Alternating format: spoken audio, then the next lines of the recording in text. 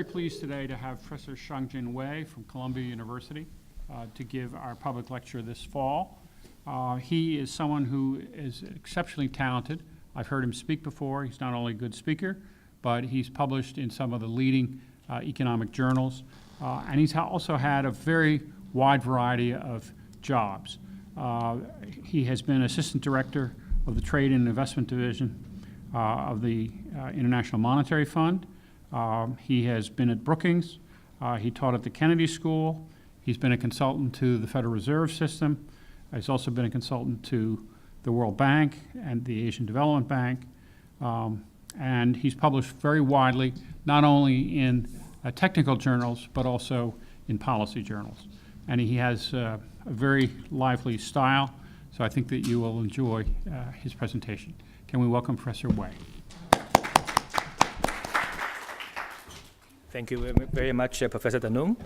Good evening, everyone. It's my pleasure to be back to NYU. In fact, I spent 2 years at the Policy Institution's Asian Development Bank until last month. This is the first presentation not related to ADB that I'm giving. So I want to start with something that's perhaps obvious to all of us, which is that China matters for the world economy.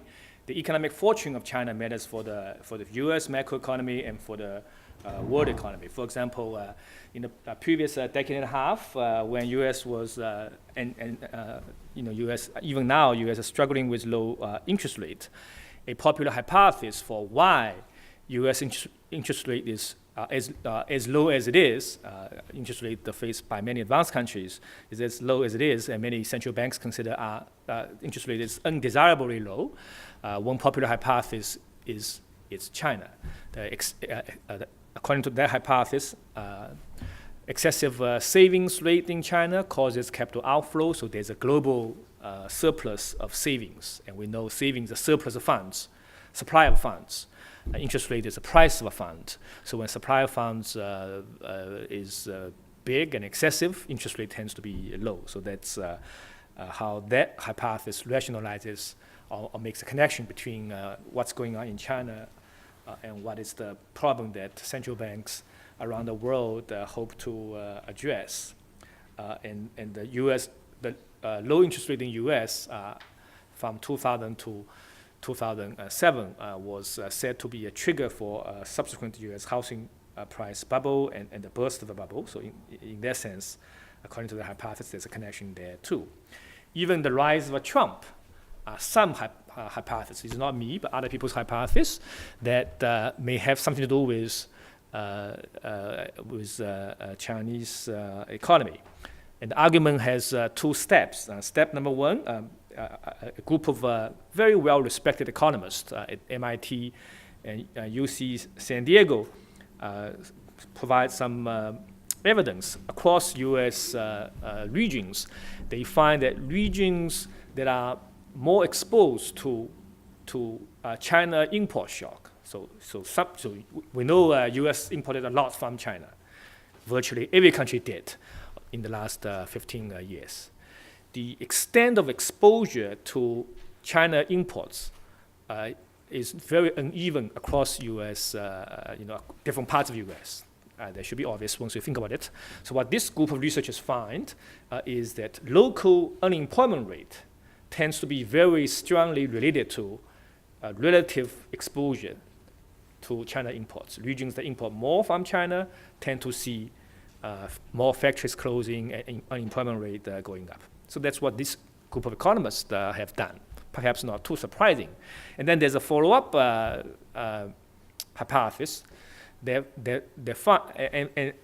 some evidence that suggests that those U.S. regions that experience higher than national average amount of unemployment tend to, you see some political consequence of this. It's not that they will vote more for Democrats. That's not a pattern people find.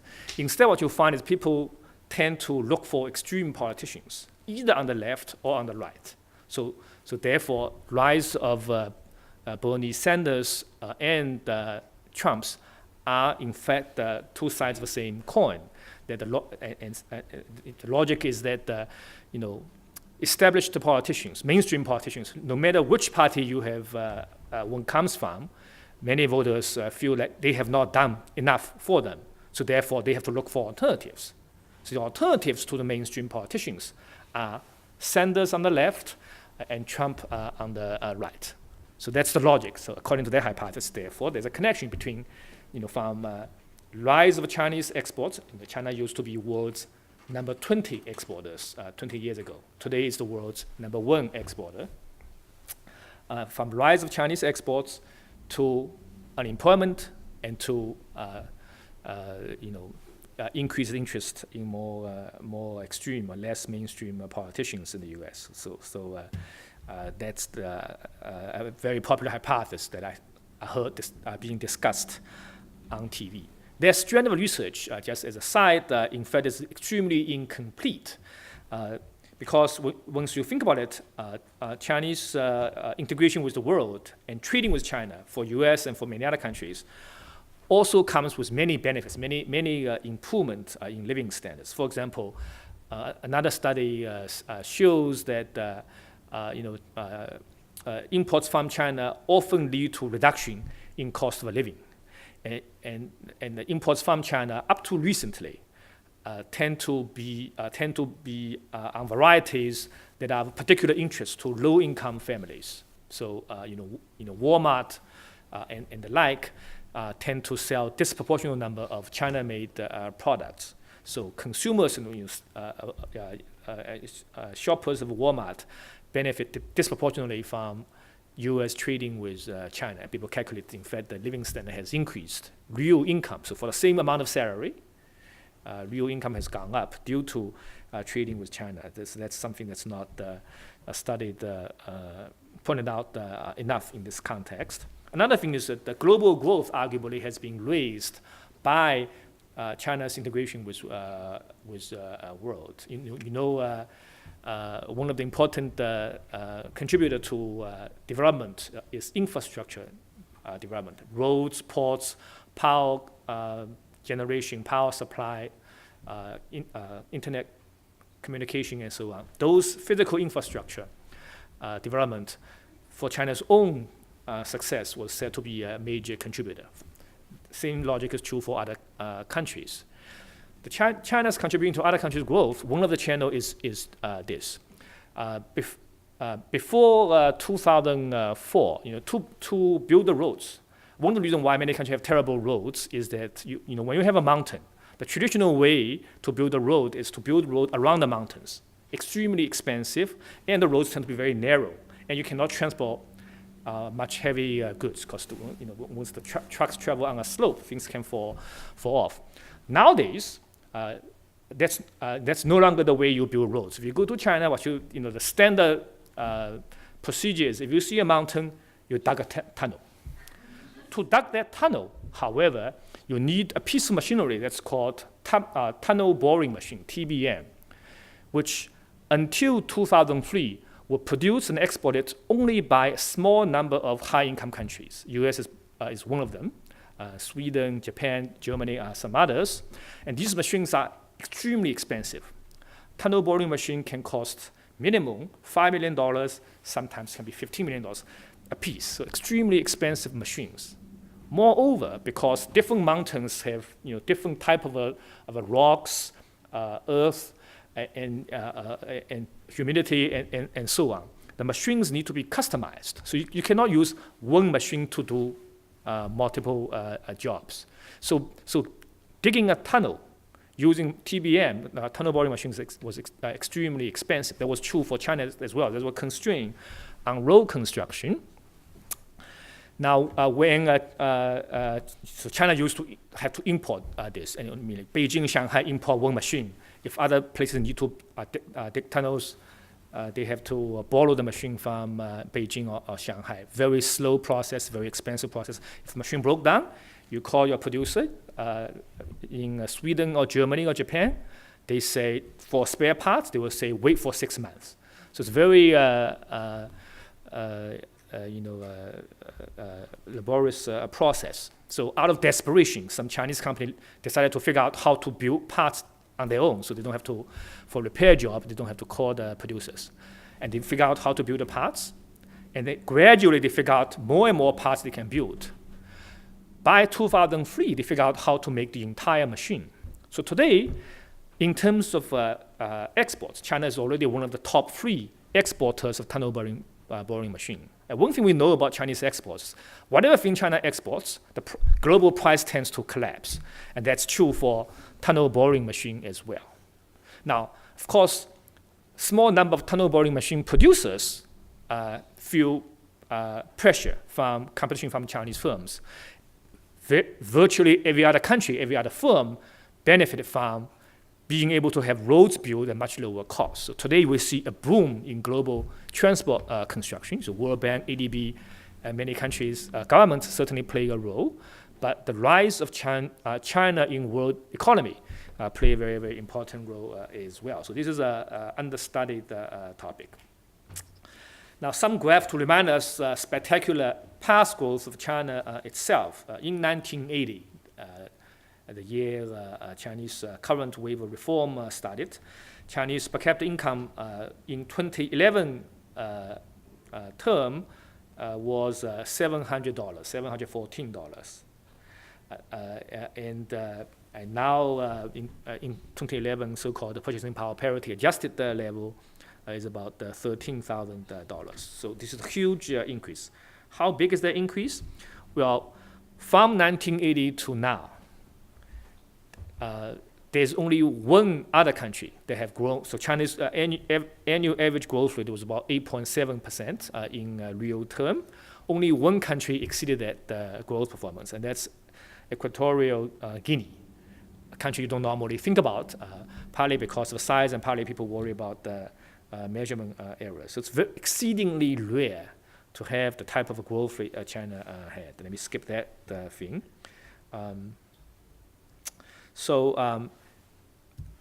Back in 1980, the other way to see this is that back in 1980, I'm supposed to have a graph that look at the rank of income across a country. China essentially was at the bottom of the income rank. There are 240 economies. If you look at the international custom data, out of 240 economies, China was at the not the very bottom, but very close to the bottom. So it was poorer than most other countries. Poor was a description of the living standard, but also was a source of a comparative advantage. So cheap labor eventually became poor. Low income means cheap labor, which eventually became a source of growth. Reflecting on reasons for past growth process very quickly, we know there are 2 broad categories for China's past growth success. Policy actions, number 1, and economic fundamentals. So let's review this very quickly. In terms of policy actions, first is a series of policy reforms that essentially lead the country to embrace market-oriented policies. So the country used to have central planning. Planning decided on quantitative production, price of production, wages, everything like this. Typical student, you went to a school, the government assigned you. When you graduate, you do not apply for a job. Someone is going to read the list that tell you how each member of class, which company or which government office, each member of the class will go to work for a very low price. The standard joke people said about Soviet Union was that government pretend to pay you and you pretend to work. That actually applies to China as well. The reforms was about getting out of that and moving towards market-oriented reforms. I'm going to skip some details about the market-oriented reforms in agriculture, industry and service sector and so on.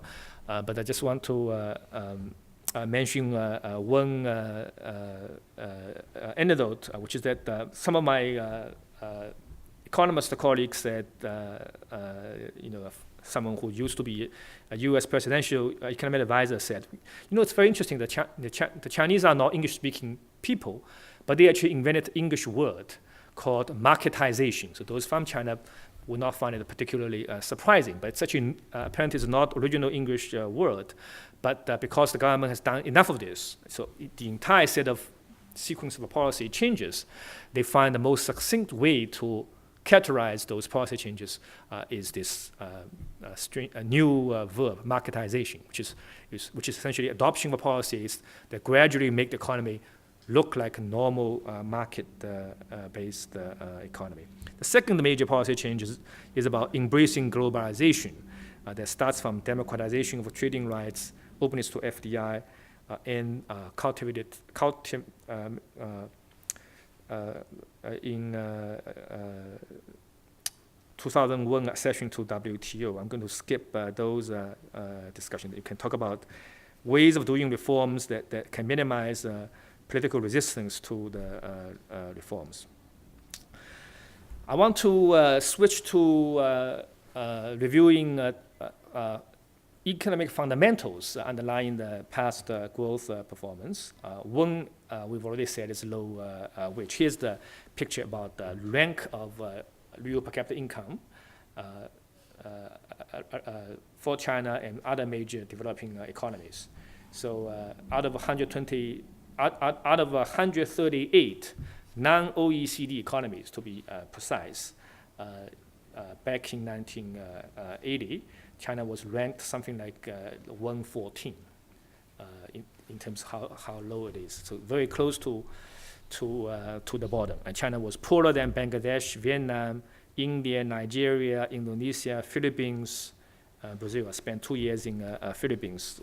It's quite striking that not that long ago, 1 generation ago, China was substantially poorer than Philippines. And this weakness, once the country have embraced market-oriented reforms and embraced globalization, became a source of strength. Because low wage means as soon as you decided to focus your attention on production, on producing something, selling something, rather than on politics, you will be able to produce same thing cheaper than other countries. And if you are able to do that, people are going to buy your stuff. That's in a very intuitive way is a source of a growth. Low wage is not a guarantee for fast growth. Plenty of countries in the world today have very, very low wages and still very low growth because government do enough terrible things to essentially prevent people from fully taking advantage of this low wage as a strength of economy. And so the low wage became a source of strength for China after the start of the market-oriented reforms. The same factor, by the way, also helps us to understand why today China is facing difficulties. By 2016, China is already per capita income and therefore wage rate have surpassed Bangladesh, Nigeria, Philippines. In fact, most of the non-OECD countries, most of the developing countries now have lower wage than China. And that includes some of the very large developing countries. So India has almost the same size of a labor force as China, and its wage rate is only 1/3 of China. Indonesia has more than 200 million people. Vietnam has close to 100 million people. So these are huge economies, and they have lower wages than China. That means what used to be a source of strength now becomes a factor. It's no longer a strength. That now it becomes a factor that clearly shows that the country needs to look for a different way to grow. Another important economic fundamental is demographics.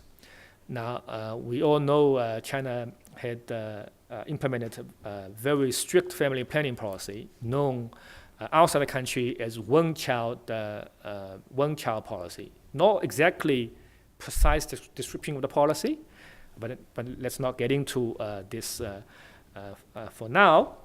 This policy produced by restricting families to have fewer children than they otherwise desire, produce fewer children than otherwise would be the case. and therefore, for the next, the policy was implemented essentially from 1980 onwards. For the next 20 years or so, the country had unusually favorable demographics, in the sense that because too few people are born, working people, relative to people who are dependent on working people, was unusually favorable for China than most other countries, right? However, the same policy also means that eventually you're going to flip in a very dramatic way. So starting from 2011, Chinese dependence ratio became unusually unfavorable. By that I mean because in the previous 2 and 3 decades, fewer children were born than nature intended. Therefore, today, fewer people are entering labor force than nature would have intended. And yet, these people's parents, grandparents are retiring. So suddenly, relative to the number of retirees, too few entrants are entering labor force. So this pair of factors, wage and demographics, used to be extremely favorable for China to produce spectacular growth. But the same factors have changed so much that today they have turned around. It becomes a source of a disadvantage relative to other developing countries. India, for example, still has a young population, and its dependence ratio is much lower than China. How do I move this? All right. So here's some graphic illustration of this point. We just had the Rio Olympics, and one of the striking things, I'm going to compare how Brazil runs its opening ceremony with how the Chinese did it for the Beijing Olympics. In Brazil, you see, the striking thing is you see a lot of machines. You see very few people. You have a world supermodel walking alone on a stage, and it was their source of pride. In comparison, if you, those of you who have watched the Beijing Olympics opening ceremony, it was a spectacular show. One striking thing was how many people were employed to do that show. This was back in 2008. Since 2008, in most countries, including the United States, real wage tend to be flat. In some countries, the real wage tended to fall because what happened? 2008 was the start of a global financial crisis. So in many countries, real wage actually fell, and U.S. by now has recovered, but not much beyond that. In comparison, Chinese real wage has more than tripled since 2000, more than doubled since 2008. So the wage was not that low anymore in 2008 to start with, and it has increased, and no one else had essentially had increased as much. So today, if China were to organize another Olympic opening ceremony, perhaps they will be a bit more hesitant about employing as many people. Here's a picture about factories. So this is what Chinese factory used to look like in 2008 and before. And today, increasingly, you're more likely to walk into Chinese factories. You see, rows and rows of robots and machines lying around. So the factories also increasingly look like those in high wage economies. Total factor productivity growth. We know in the last 30 some years, one thing we know is the Chinese invest a lot. Government invests a lot, and company invests a lot. So much so that, in fact, not just in absolute dollar amount or absolute yuan amount, investment as a share of GDP has been rising very, very fast to 40-some%. Essentially, very few economies have seen that level of investment as much. Labor force until 2011 was still growing. So you have fast growth in investment, fast growth in labor, and this do produce high GDP growth. But in terms of productivity growth, the contribution is more moderate. Here's a picture of estimated total factor productivity, which is productivity growth is about whether you are able to produce more total output for a given amount of inputs.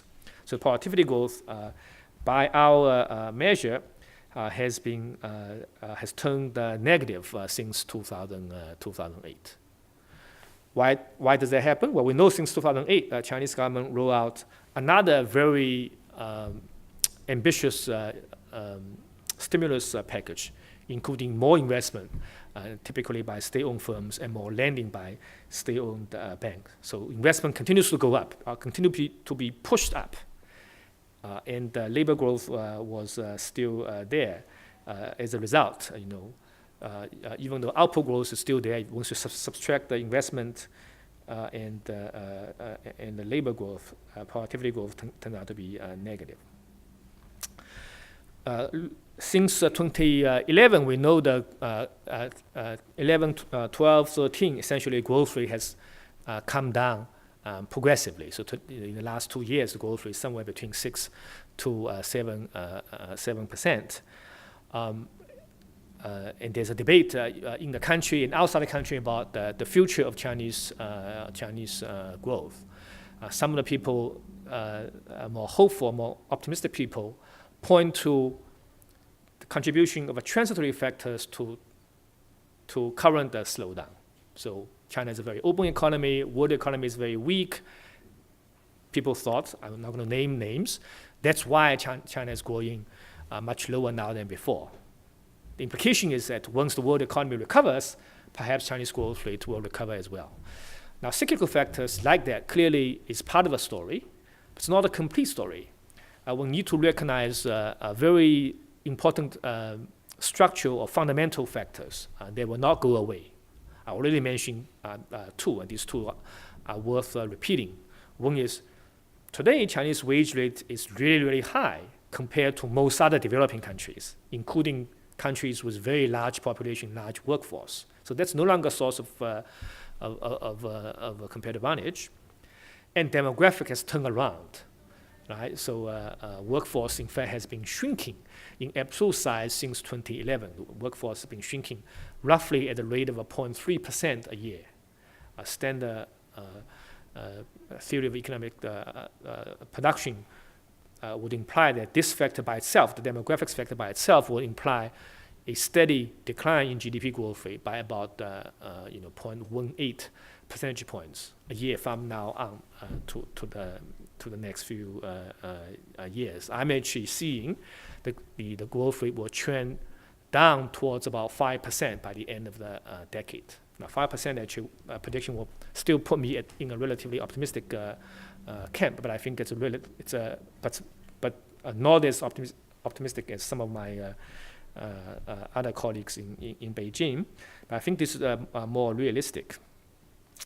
Now, some of you might have heard that the Chinese government recognized the importance of demographics, and then November last year, took steps to relax or alter the family planning policy from what used to be called one-child policy to essentially two-child policy. A couple can have two children if they want to. This change in policy, motivated by the hope that demographics will get better, in the next 2 decades will lower growth rate, will make dependence ratio worse, not better. Why? Very simple reason. No couple has figured out how to produce a 20-year-old right away. So for the next 2 decades, you're going to have more children than otherwise would be the case. And yet working age cohort, the size of working age cohort will not change.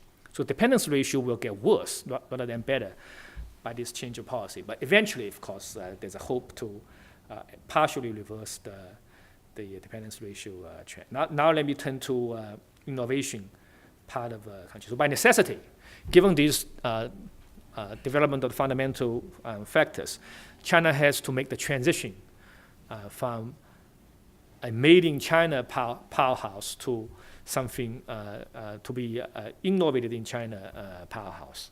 Can that happen? So they will determine the future of Chinese economy. Now, if you want to look for reasons to say no, you can find them. In fact, very easily, because this is a country that's known for, intellectual property rights violations. I teach executive MBA class for Columbia Business School, and people make jokes about this all the time.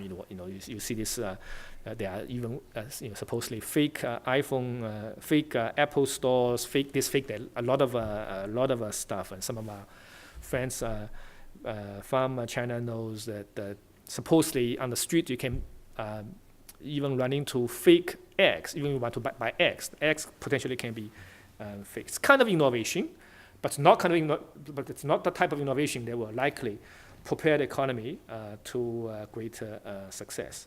On the other hand, if you wish to look for more optimistic examples, you can also find them. WeChat. How many of you have WeChat on your phones? 70% of them. The other 30% have not heard about what it is. Once you study it, you probably want to get that too. So WeChat, according to Economist magazine, is truly a marvelous innovation. It has, it combines innovation from many parts in the world, but has enough of the China origin innovation that it's super successful innovation. And WeChat is founded by three gentlemen in the South with no money, no political connection, but some ideas and ambition. So the kind of thing that my Columbia business school students want to be, and they're very, very successful.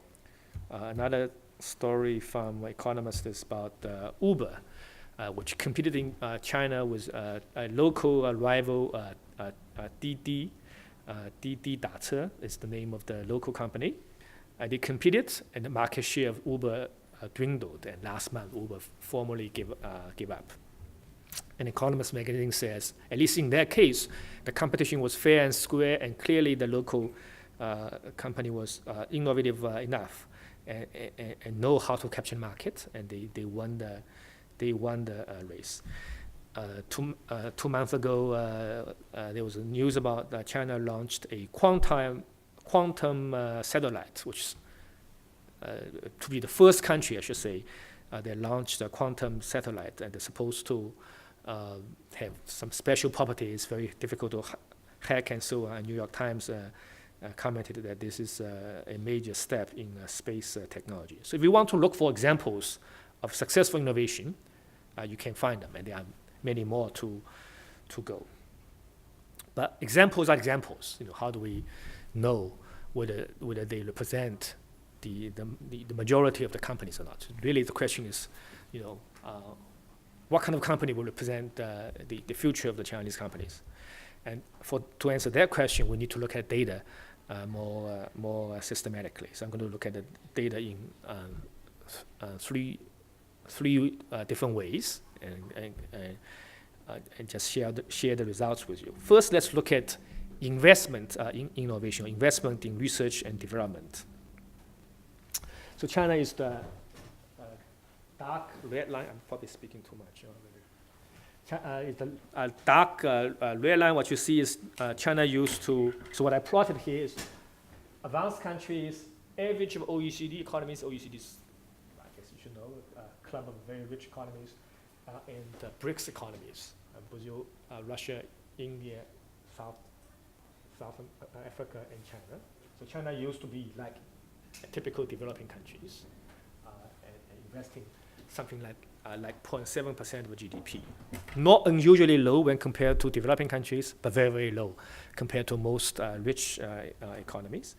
Over time, you see that growth rate, you see that the level of investment by Chinese economy in I&D has gone up very substantially, surpassing other BRICS economies in early 2000s. And by 2010, it surpassed an average OECD economy. So that's quite remarkable. Here's another way to look at this. So on this plot, I actually do two different plots. Look at how a country's R&D investment as a share of GDP varies with level of GDP per capita. If you forget about this part, just look at the other, what other dots are. Other dots are the relationship between these two variables: share of R&D in GDP as a function of GDP across all economies I can find data on in 2014. Unsurprisingly, rich countries invest more in R&D. And leaders include Korea, Israel, Japan, US, Germany, and so on. Not particularly surprising. Here's where China was in 1995. So China was a much poorer economy, not just poorer than OECD, but poorer than China today. That's what R&D share was for China. Over time, GDP doubles roughly, once every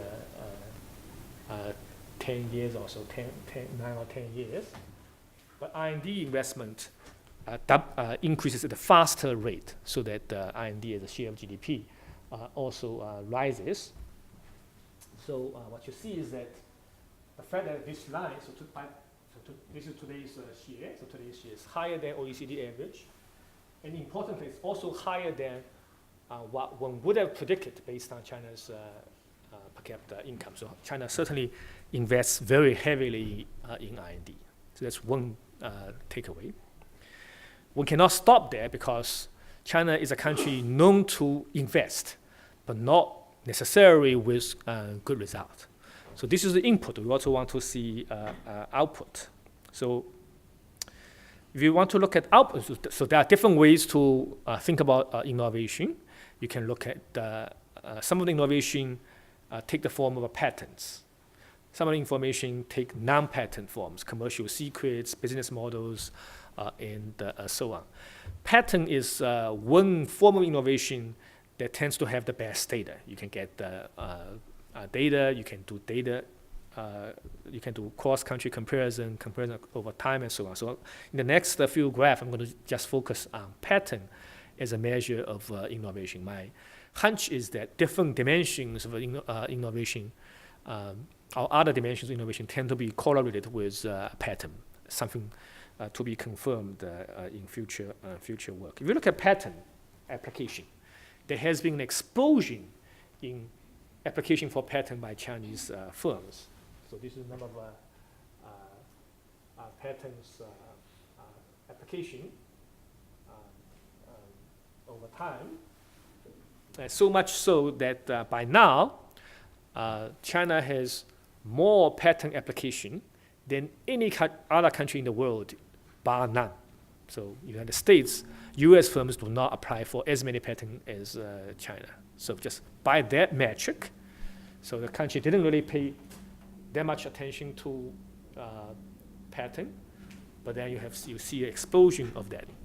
Despite of a lot of complaint, a lot of stories about how weak intellectual property rights protection might make it impossible for firms to innovate. So patent application has exploded. That's data. But we cannot take that at face value. It's one thing for firms to apply for patent. It's another thing to say how much are those patents worth. And here we want to entertain a few possibilities. One reason why patent application has exploded is because perhaps Chinese system make it too easy for firms to apply for patent and get patent. And maybe there's a lot of policy to encourage firms to pretend they are innovative. So, and that's why you get this. Perhaps patent has exploded, application has exploded because you have a lot of government subsidies. So if you look at the patent approval ratio, so here I plotted for various countries, ratio of patent approved to patent applied.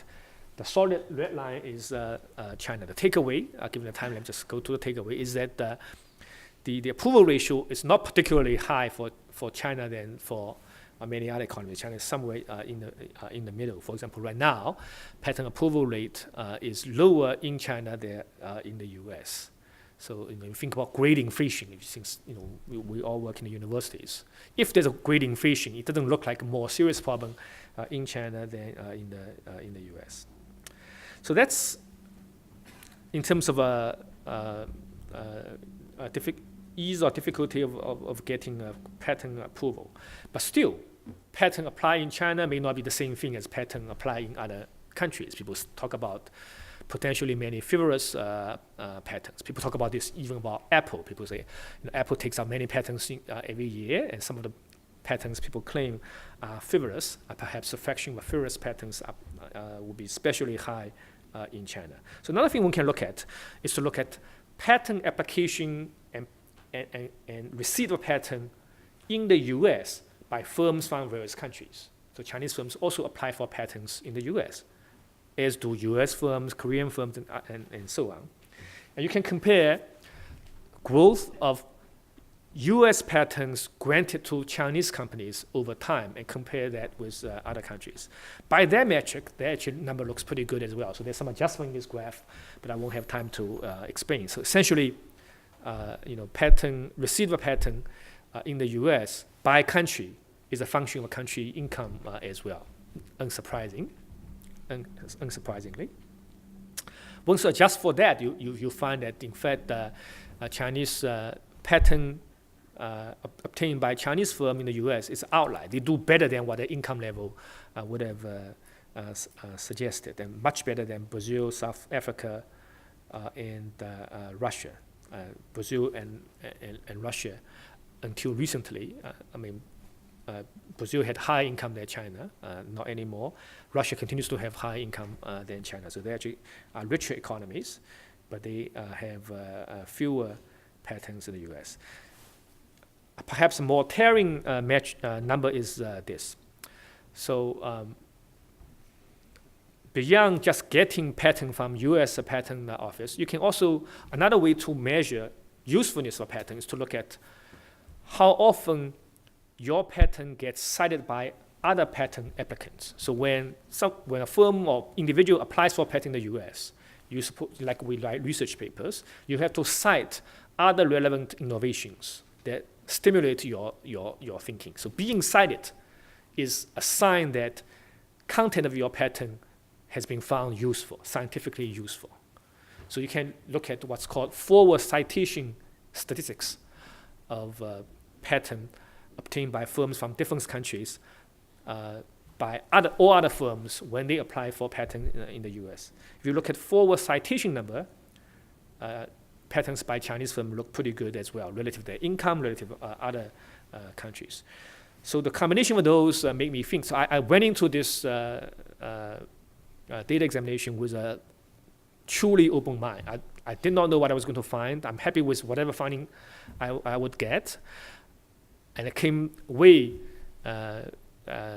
convinced that there's enough true content in those innovation that even though there may be some frivolous patent application and patent sought and received, that probably is true for firms from any country. Once you do a cross-country comparison, innovation measured by patent receipts in the U.S. and patent cited by other applicants looks pretty good. Beyond that, we also find that what spurs Chinese firm from paying more attention to innovation. We see clearly that expansion of market opportunity matters. When other countries allow China to export more, firms compete. Not only with firms from other countries, Chinese firms compete with each other. So one thing about Chinese exports is that any little thing tend to be exported by quite a few number of firms. They compete with each other, and one way to gain competitive advantage is to be more innovative. Another driver for innovation is high labor cost itself. By necessity, when labor cost is much higher, you find ways to save labor cost, or you find a way to produce something else that other firms cannot produce. So high labor cost is a driver for innovation as well. So let me just summarize.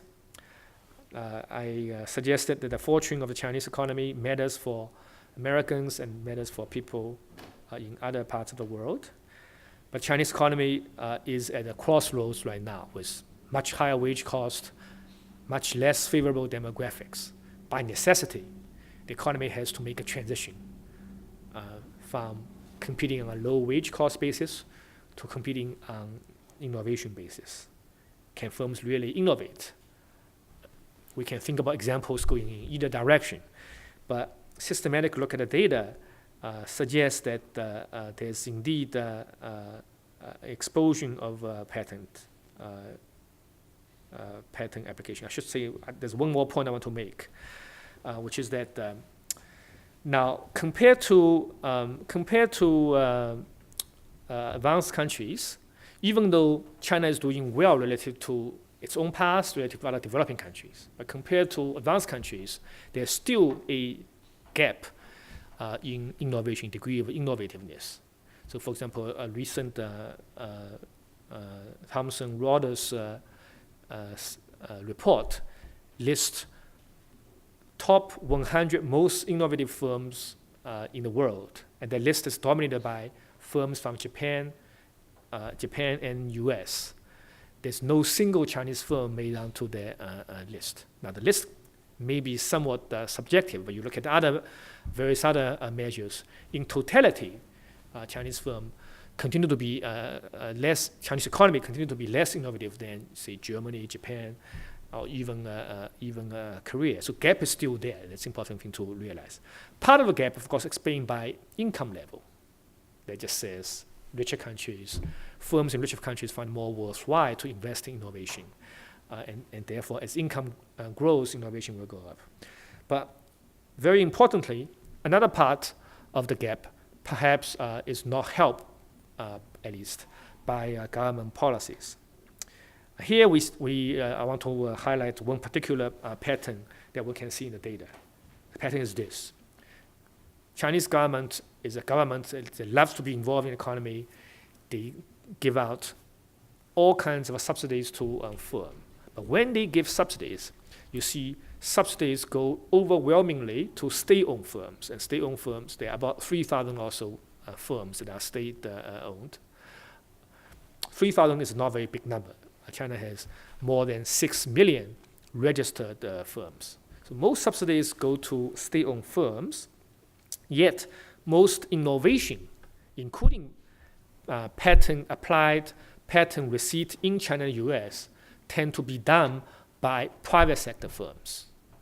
So in other words, there's prima facie evidence of R&D resource misallocation or subsidy resource misallocation. Most of the subsidies go to state-owned firms, yet they produce far fewer innovative products, innovative ideas than private sector firms. So WeChat, Huawei are examples of private sector firms that are very, very innovative.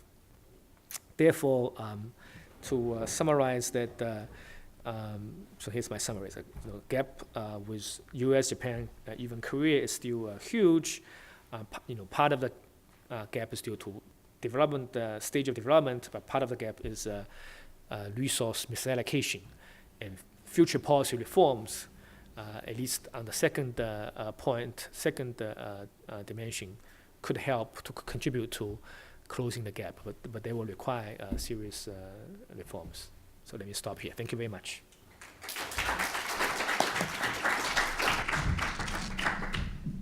Why don't we go to questions now? Just could I raise your hand and I'll just call on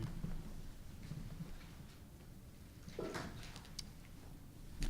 Would you identify yourself?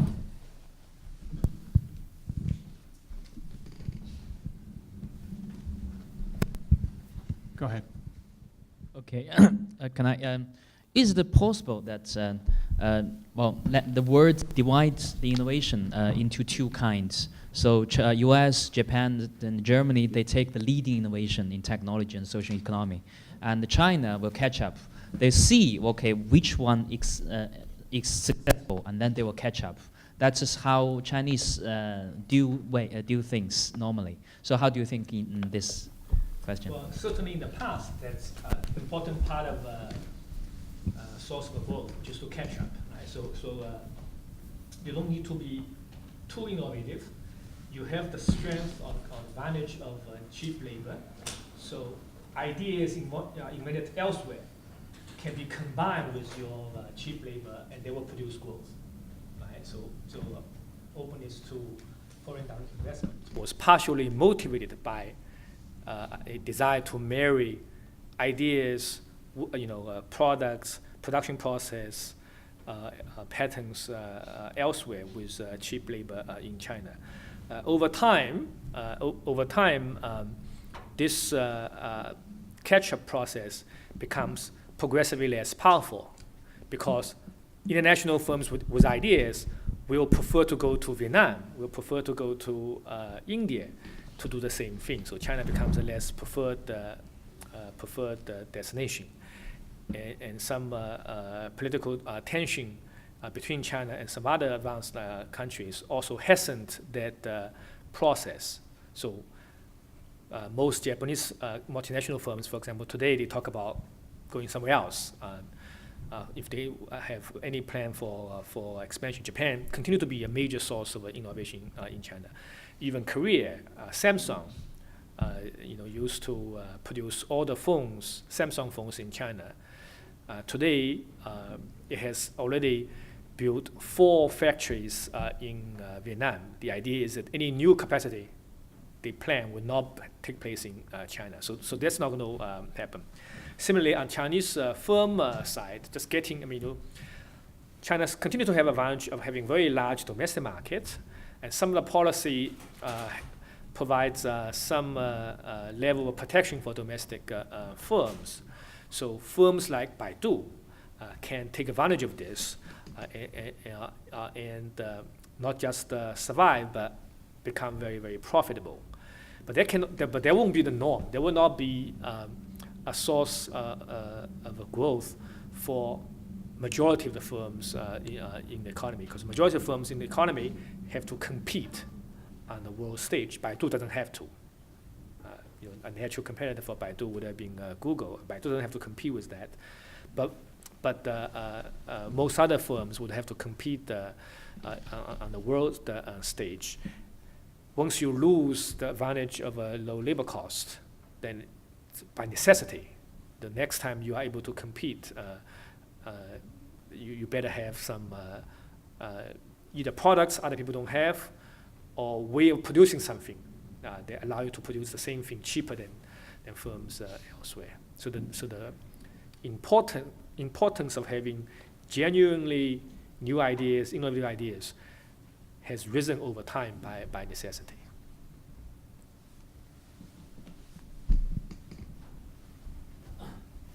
I'm from the Consul from Korean Consulate in New York. I have a question regarding the environment for the innovative economy. For example, in Korea, our economy is dominated by the very big companies like Jables. So, and then we don't have that sound bankruptcy law, which does not penalize the business failure. So, I'd like to know the Chinese environment for innovative industry. Does it have a good legislative background, encouraging the innovators prosper their business, or startups try to start their business? Sound bankruptcy laws and some other market environments. I'd like to know. Let me first note that Chinese firms admire Korean firms. For many, it's not just Samsung. Samsung actually faces a very tough competitor in China. Huawei is also very successful, but Korea has many other innovative products.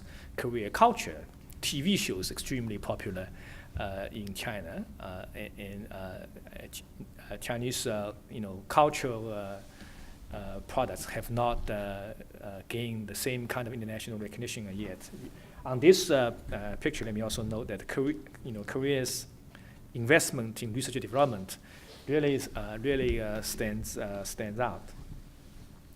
In terms of innovation environment, there's some mismatch between the perception by the government and I think the reality on the ground.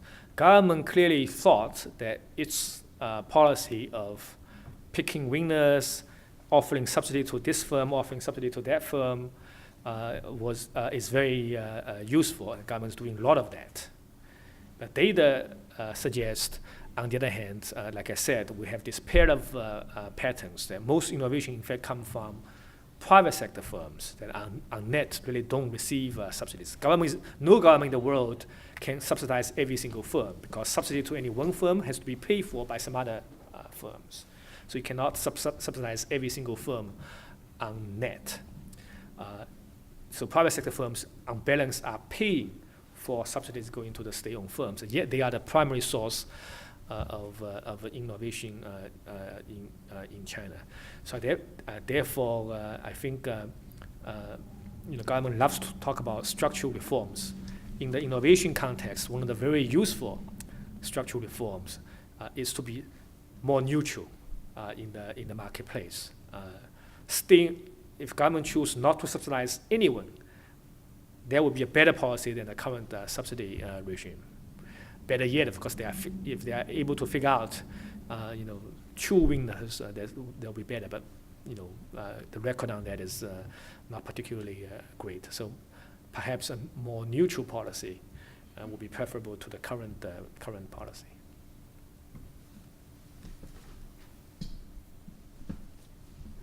I'm just curious about your take on the current trends. Like, a lot of foreign capitals are exiting China right now. A lot of big firms like Microsoft, Adobe, and Panasonic, they decided to leave China. And what do you think is the reason for this? And to what extent do you think this is going to affect Chinese economy's slowdown? A big part of the reason is rising labor cost. So rising labor cost, which is, of course, exacerbated by shrinking workforce. Far fewer people left in countryside that are able to become migrant workers, help to push up wages. The past success in growth helped to push up wages. Higher wages means that many of the existing multinational firms, when they were in the country, they were, so their idea was to take advantage of cheap local labor cost. As local labor cost is no longer cheap, they look for some other place to invest. That's a big part of a story. There are other transitory factors. There are also other factors. So for Japan, political tension certainly contributes to uncertainty felt by Japanese companies to feel less comfortable going into China. Going forward, there's no reason to think that international investment will completely leave China, or there will be no new investment coming into China. If you look at globally, most of the foreign direct investment tends to go from one rich country to another rich country. In Europe, for example, Europe is one of the most important investment destinations for U.S. Companies. U.S. itself is the most important investment destination for Japanese companies, Korean companies, European companies. What this means for China is that if China succeeds in transitioning to a more innovation-based economy, more firms will come in, but they will be doing different things. Right? They will just simply, some firms will come in for the local market, but some firms will come in because China will have a niche in some of the innovative parts of the production process, and they're going to concentrate on doing this. We're already seeing some of this already. So Microsoft doesn't do much manufacturing production in China, but Microsoft has 5 R&D centers in China, including in Beijing and Shanghai. GE, one of the largest and most successful U.S. headquartered multinational firms, has R&D in China. I have taken my EMBA class to visit the multiple times. Increasingly, they always have R&D branch, which used to focus on adapting U.S. invented products to local market. But increasingly, they are focusing on developing products that are suitable for a country whose income is somewhere between 3,000 to 10,000. Something, that kind of products will not be suitable for the U.S., but can be suitable for other developing countries. So if you want to look for a place to base your R&D center, China is a very suitable place, at least could be a very suitable place. So one of the example I heard from visiting GE China headquarters is this. GE produces a lot of different kind of products, including medical devices, a major source of profit. And one of the devices about, if someone has a heart attack, what do you do? That kind of things. So because given the Chinese income level and hospital situation, the very expensive machines sold by GE in the US can only go to top tier hospitals in China. So there's a limit to how many such machines they can sell. So what they do is that the R&D center in Shanghai figure out a version of this that can do maybe 50% of the functions a big machine can do, but much cheaper. I forget exact fraction of the cost, something like 20%. So if 20% of the cost, you can do 50% of the things. They found it very useful. And indeed, it was a very successful product they can sell to many smaller hospitals in China. The product is so successful that it decided to sell in other developing countries. And there was a huge success. And then they discovered, in fact, they can sell the same thing back to the US because these small, cheap things now can be fitted into ambulances. Ambulance cannot fit a huge machine to this. But this particular product, innovated by GE China branch, now is selling back to the US. So we can, this could be the future of a multinational investment in China, which is to latch towards a more innovative stage of production. Chinese human capital is keeping pace with the need. Every year, you get a huge number of college graduates, progressively well-trained, better-trained college graduates that can potentially work for a more innovative economy. You just need a policy environment to be equally friendly to innovation, and then there's a good chance that investment will continue to pour in. On the left. You mentioned Uber and Didi Dache in China. Recently, some Chinese local governments in Shanghai and Beijing have issued some draft regulation that all drivers of this kind of car-hailing services should have a permanent household registration known as hukou in China. So this has triggered a lot of concerns that this may drive most of the drivers out of the business. So how do you think this kind of underlying systems, known as such as hukou system, will affect the developments of Chinese technology industry and the innovation of the economy? So this policy you mentioned, that announced by Beijing and Shanghai governments, essentially impose new restrictions on what kind of people can be the Didi drivers and what kind of cars can compete with taxis. So this policy is an example of counterproductive policy. It's not meant to be discriminatory. So had Uber be around, Uber and Didi both will be negatively affected by this policy. So it's not a wise policy. It's an example that activist government can sometimes do things that's very counterproductive. More broadly, there are policies in universities, in research communities, and so on that can be counterproductive. I mean, R&D is a research, scientific innovation in general have a public good feature. So in many countries, including the US, government is often involved to encourage, to subsidize those development. US does this, China does this. So that's nothing wrong with that. That's probably per se is a wise thing to do. But overly interventionist trying to over planning, over interventionist can be counterproductive. And China, there's no shortage of examples like this in China. As we have known that the Chinese government has started a supply side reform. So what do you think of this new reform policy? And also, could you please tell us that what is the biggest obstacle for China to become a real innovative country? And could you please give us some suggestions on that? Thank you. The supply side reform, the term may be new for China. The nature of the reform is not new.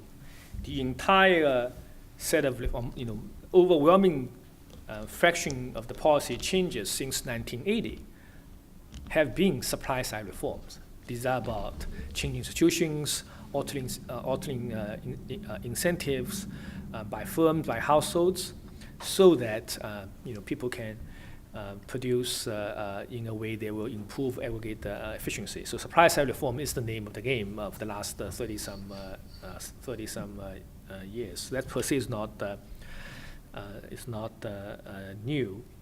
And the term is so broad, any policy friendly to innovation, friendly to efficiency, can be considered supply side reform. In that sense, supply side reform will be very necessary. When you look at the details of what government wants to do, it's a mixed bag. Some of the things that the Prime Minister wants to do to scale down the role of the government, the economy, reduce bureaucratic requirement on firms and households, potentially will improve efficiency on multiple dimensions, including make it easy, make it less costly for firms to engage in innovation. So that's very helpful. Indeed, I think a robust growth of innovative activities in the future would require government to make sure the environment,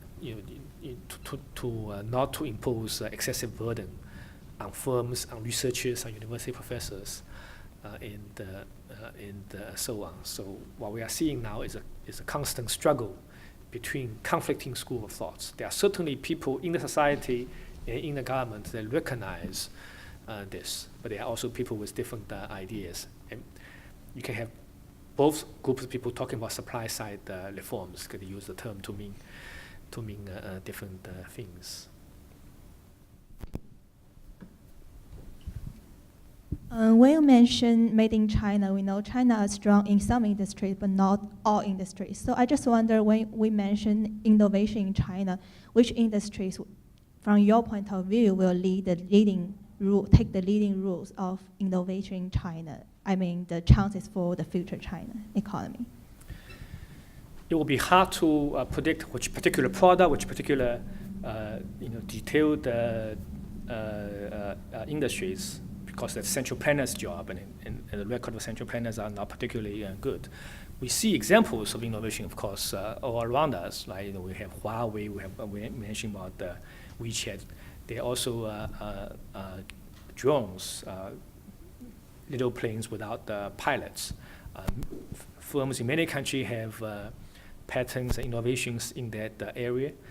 Many Chinese firms in Shenzhen, southern part of China, have patents, U.S. patents on drones, and that's a example of a future growth industries.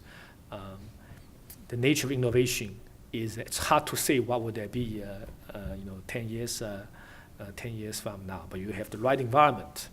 I think there will be more such products coming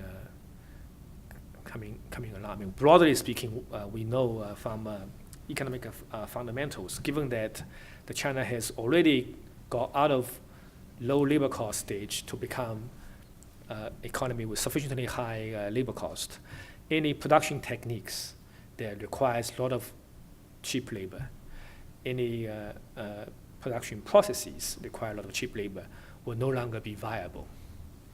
So that we know for sure. I mean, that we can say with very high level of confidence. Applying that idea to concrete products is less obvious. Something you can see, so some of the garment production. Many people talk about textile garment in one sentence. Now visited enough companies in many of the ADB countries. I know textile and garment are very different industries. If you walk into a modern textile companies, you see rows and rows of machines. So textile is an industry where automation is relatively easy. On the other hand, if you go to a garment factories, you find that garment production is something that's very hard to automate. That often requires people. Implication of this is that today China is the world's largest textile and garment exporter, largest exporter of textile and largest exporter of garment. Perhaps within 10 years, China will have to retreat from, within 5 years, China will get out of low-end garment production and exports. Within 10 years, we'll get out of mid-end garment productions. China can may be able to retain some of the textile production. China could get into being innovative producers of machines for textiles and for garments, and that's entirely within the realm of possibilities. So one can make broad predictions of that kind. But there are, importantly, and the last thing I want to say is, there are firms that currently use a lot of labor to do things. Through innovation, they can change the production process. They may find a way to automate enough so that they can stay viable within the industry. The key is that they have to find a way to innovate themselves out of relying on cheap labor. We're already seeing in the data evidence of that. Many of the firms that used to use a lot of cheap labor have done enough automations. So 5 years ago, you look at which country invests heavily in robotics.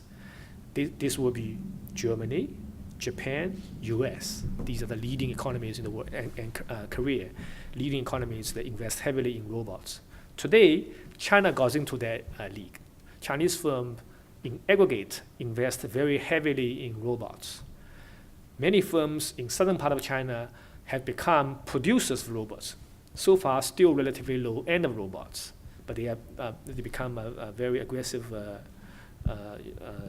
producers of this. So you're going to see innovation of that kind as well. We're going to have only time for 2 more questions, so one here and one there. Go ahead. So there is this widening gap between the private sector, private investment, and the fixed asset investment of this entire society. So in the last several years. So, but we see this stimulus, this package, right, of the government that is trying to help the economy to transform into one that is innovative based. So I wonder what would your thought on this be, to, let's say, to push the private investment to go back to let's say, to help the economy to innovate? The stimulus package was mostly targeting at managing aggregate demand. So right after 2008, onset of global financial crisis, world demand has contracted, causing many economies to go into a recession. The Chinese stimulus package was motivated by a desire to not to let that happen. So it's mostly about aggregate demand management, not so much on the supply side. It partially achieved that goal, so that in that sense, it has a positive role. It has played a positive role. On the other hand, a very aggressive stimulus package also was rolled out at the expense of efficiency. So now evidence suggests that efficiency has been sacrificed. In our work, that one of the slides I went through very quickly show that total effective productivity, a measure of efficiency, has declined dramatically since 2008, and that's very likely linked to the stimulus program. So stimulus program itself is not particularly helpful to innovation. If anything, it might encourage a kind of a distortion of innovation that's not particularly helpful. So for example, one likely consequence of the stimulus package is to give a huge boost to asset prices. So housing prices have gone up so much so that many firms find it more profitable to speculate in the real estate sector rather than do whatever they used to do, manufacturing sector or innovation and so on. So as a consequence, some of the firms innovate less or invest less in innovation because of the stimulus package and because of the related development in the property market. So that turned out to be a counterproductive policy in terms of innovation. Thank you, Prof, for your very insightful presentation. My name is Young Kim from South Korean Consul General also. Actually, according to some pessimist group, there are three major risks in Chinese economy. First of all, as you just mentioned, structural risk, high level of wage and demographic change. You mentioned very well. And second of all, innovation, kind of transitional crisis, maybe create innovation risks. And third of all, they argue that there are political risks. Chinese government still is a kind of very strong and have absolute power sometimes to control or sometimes distort the decision-making process. So many people still argue that the economic decision-making process in Chinese government is not that efficient at all. So how do you evaluate this kind of Chinese government role in economic decision-making? And All three risks are important risks to track and to pay attention to. The talk so far has been focused on the innovation risk or the possibility that a country will not become innovation enough, that once the labor cost is high enough, it will fall into a low growth trap. So that's what this talk has focused on. The other two risks are certainly important risks to pay attention to. So certainly uncertainty, political uncertainty, policy uncertainty, in general, are not very helpful to growth and not very helpful to innovation. Okay, can we thank our guests? Thank you very much.